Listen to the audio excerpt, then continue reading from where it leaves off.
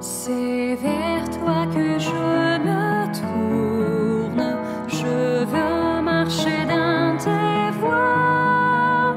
J'élève mes mains pour te rencontrer, mon cœur désire te chanter, pour bénir et célébrer ton saint nom, car tu es fidèle et bon. Seigneur, oh Seigneur, je veux te donner. Seigneur, oh Seigneur, ma vie à jamais. Mes yeux contemplent ta gloire, ta vie ranime ma foi, ta paix et ta joie inondent mon cœur, toi seul fais tout mon bonheur. Je veux proclamer que tu es celui qui chaque jour nous bénit. Seigneur, oh Seigneur,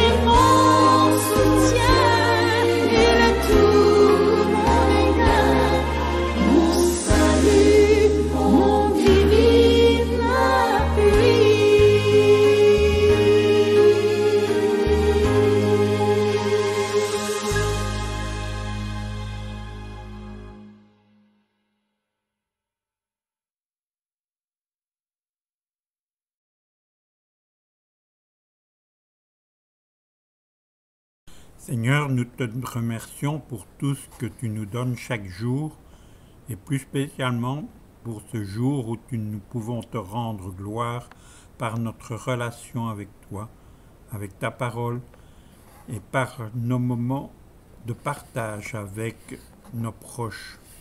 Merci de nous rendre attentifs à ta parole qui nous sera donnée par l'intermédiaire de ton serviteur Kolia Steveni. Accompagne-le et remplis-nous de tous de ton esprit. C'est en Jésus que nous t'avons prié. Amen. Bonjour à vous tous et à vous toutes qui partagez ce moment de méditation ce matin avec moi. Je voudrais vous parler aujourd'hui d'une rencontre très particulière de Jésus, une rencontre où il est question de vérité. La vérité. En hébreu, les mots ont toujours un sens très concret. On connaît la vérité par la parole vraie de quelqu'un. Émet, en hébreu, c'est du solide, du fiable. Ce n'est jamais quelque chose que l'on possède, mais c'est un mouvement permanent dans une relation de pleine confiance. Je vous invite à lire ce récit dans Marc au chapitre 5, à partir du verset 24. Une foule nombreuse suit Jésus et l'écrase. Là, une femme dans un flux de sang depuis 12 ans. Elle a beaucoup souffert, avec beaucoup de médecins. Elle a dépensé tout son avoir sans amélioration. Elle va plutôt mal. Elle avait entendu parler de Jésus. Elle vient dans la foule par derrière et touche son vêtement. Elle dit en effet, « Si je touche au moins ses vêtements, je serai sauvée. » Aussitôt, la source de son sang s'arrête et elle sait par son corps qu'elle est guérie du fouet. Et aussitôt, Jésus sait par lui-même que la force est sortie de lui. Il se tourne dans la foule et dit « Qui a touché mes vêtements ?» Ses disciples lui disent « Si tu vois la foule qui t'écrase et tu demandes qui m'a touché ?» Et il regarde autour pour voir qui a fait cela. La femme, prise de peur et tremblant, sachant ce qui lui est arrivé, vient, tombe devant lui et lui dit toute la vérité. Il lui dit « Fille, ta foi, ta confiance t'a sauvée. Va en paix et sois rendue saine, loin de ton fouet. »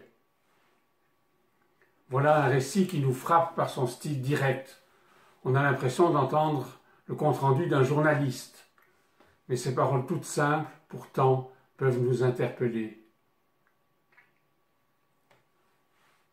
Relisons, si vous voulez, les versets 29 et 32 et 33. Aussitôt la source de son sang s'arrête, et elle sait par son corps qu'elle est guérie du fouet. La femme, prise de peur et tremblant, sachant ce qui lui est arrivé, vient, tombe devant lui et lui dit toute la vérité. Il lui dit « Fille, ta foi, ta confiance t'a sauvée. Va en paix et sois rendue saine, loin de ton fouet. » Notons ici un premier élément frappant. Le corps de la femme est guéri, mais pourtant sa peur reste entière. C'est pourquoi Jésus la cherche, et la femme lui avoue toute la vérité. Elle a peur, on dirait qu'elle a honte, mais de quoi? Elle dit qu'elle vit sa maladie comme un fouet. Un fouet, ça se dit mastix en grec. C'est un petit fouet dont les lanières sont agrémentées de morceaux métalliques pour faire bien mal.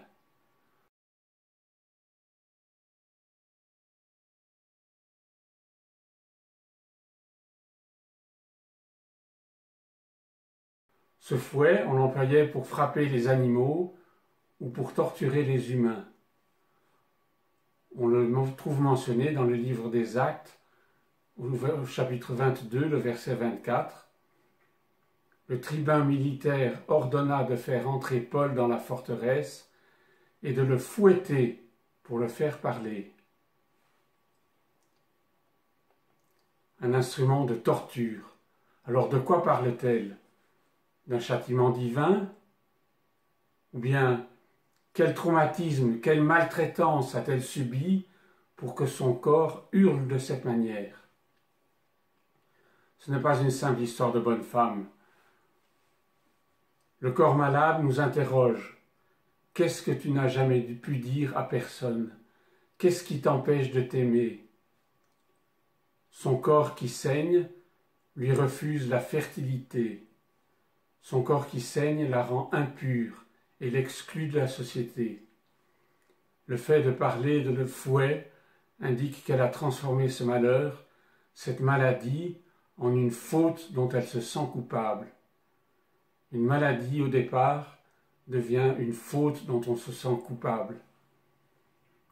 Est-ce qu'elle a été la victime de traumatisme sexuel ou de maltraitance durant son enfance? Y a-t-il un secret de famille, des sujets tabous dont elle n'a jamais pu parler? Autre chose. Marc montre que le corps raconte la vérité. C'est dans son corps que la femme sent qu'elle est guérie du fouet. Jésus aussi sent dans son corps qu'une force est sortie de lui.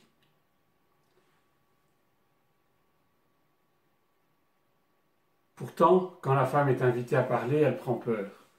Et elle se met à trembler, sachant ce qui lui est arrivé.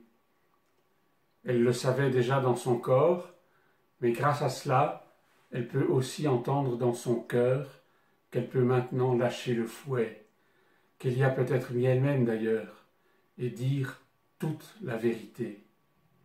Elle ne risque plus rien. Alors ce jour-là, elle peut dire à quelqu'un ce qui s'est vraiment passé pour elle. Elle avait intériorisé la règle qui la bannissait de la société. Elle s'était elle-même imposé le fouet, interdiction d'aller bien. On comprend mieux la dernière parole de Jésus. Va en paix et sois rendue saine, loin de ton fouet. Autrement dit, sois guéri dans ton corps et dans tout ton être. Marc utilise ici deux mots qu'il n'utilise nulle part ailleurs. Le premier, c'est la paix, shalom en hébreu, un mot qui donne l'idée de plénitude, d'une personne qui n'est plus divisée, qui est tout entière. Le deuxième mot, c'est saine, hygiès en grec, d'où vient le mot hygiène en français. C'est un mot qui désigne la santé globale, physique et mentale. Jésus est en train de dire « Sois rendu saine, robuste, raisonnable, sage, loin de ton fouet, en quittant ton fouet. Prends tes distances avec ces idées fausses, celles des autres et les tiennes, concernant ta maladie. Cela va prendre du temps, mais tu verras, tu iras vers la paix. Ta foi, ta confiance t'a sauvé. » Parole géniale de Jésus à une femme qui ne voit plus rien de bon en elle. Il la réhabilite en disant la bonne chose au bon moment, sans l'avoir calculée. Mais dans cette rencontre, Jésus a été touché et il ressent quelque chose qui se passe en lui.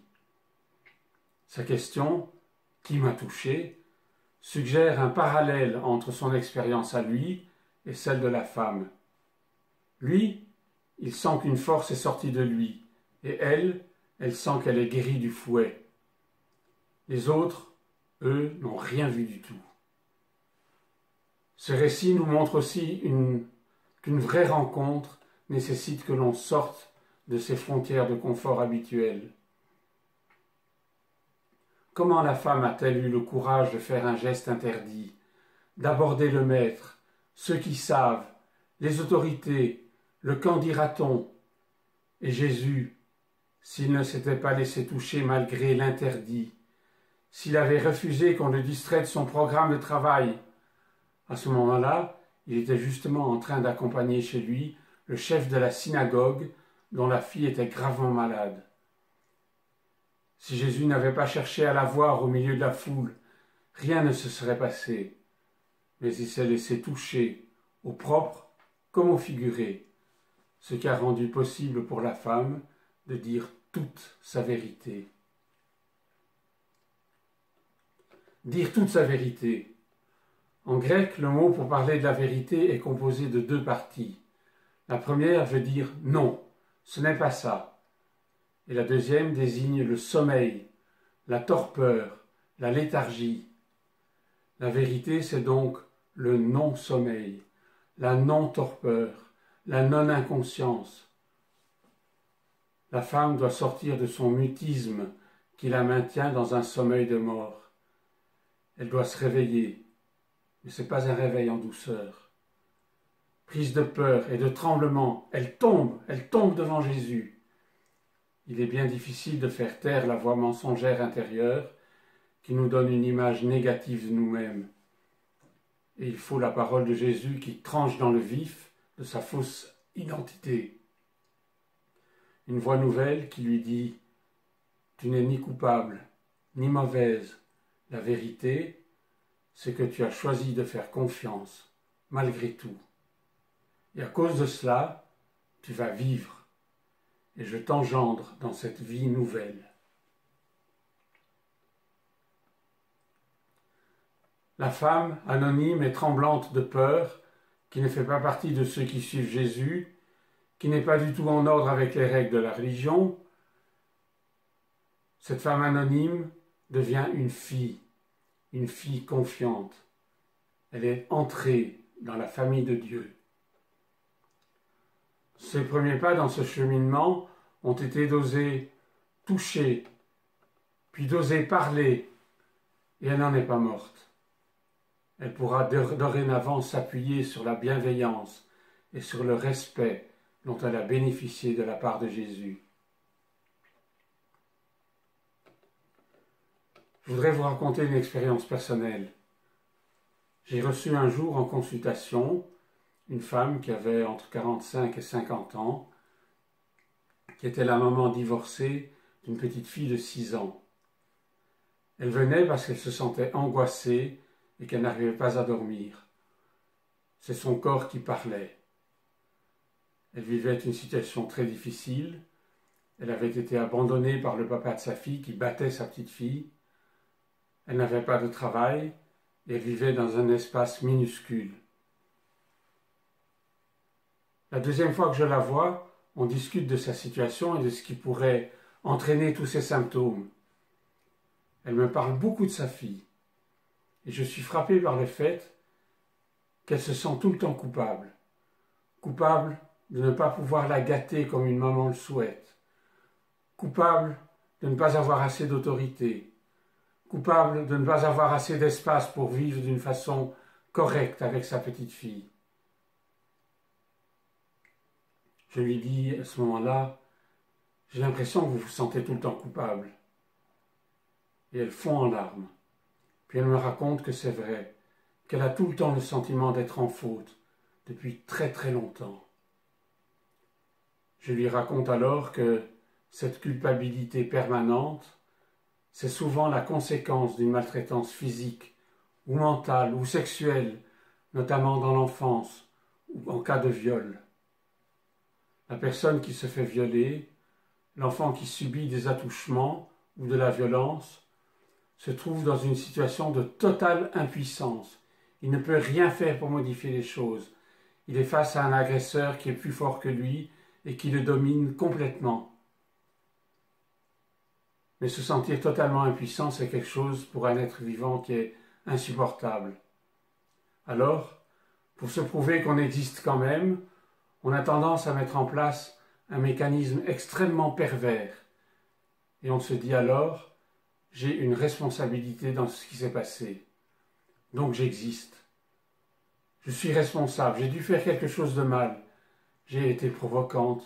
Je n'aurais pas dû m'habiller de cette façon-là. J'étais un enfant insupportable. Ou je méritais d'être puni. Ou encore, j'ai accepté ce qui s'est passé. Ce mécanisme explique que les enfants maltraités, que les femmes violées, aient tant de mal à parler de ces événements et le font si souvent des dizaines et des dizaines d'années plus tard.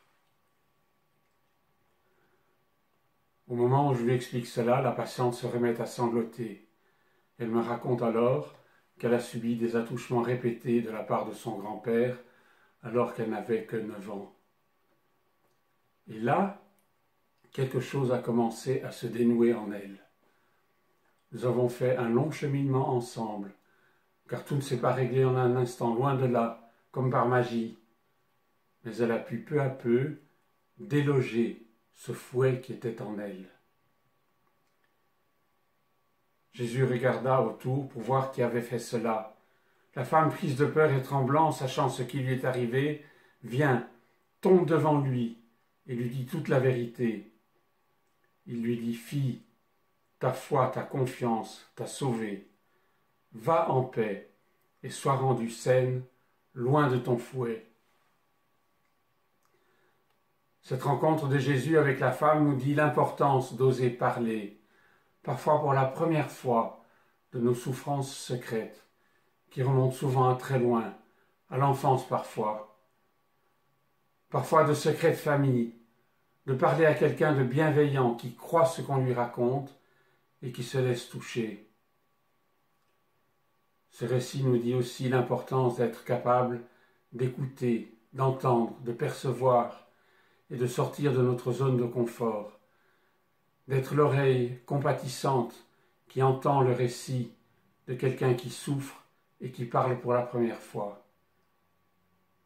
Que ce puisse être l'expérience de chacun d'entre nous. Amen.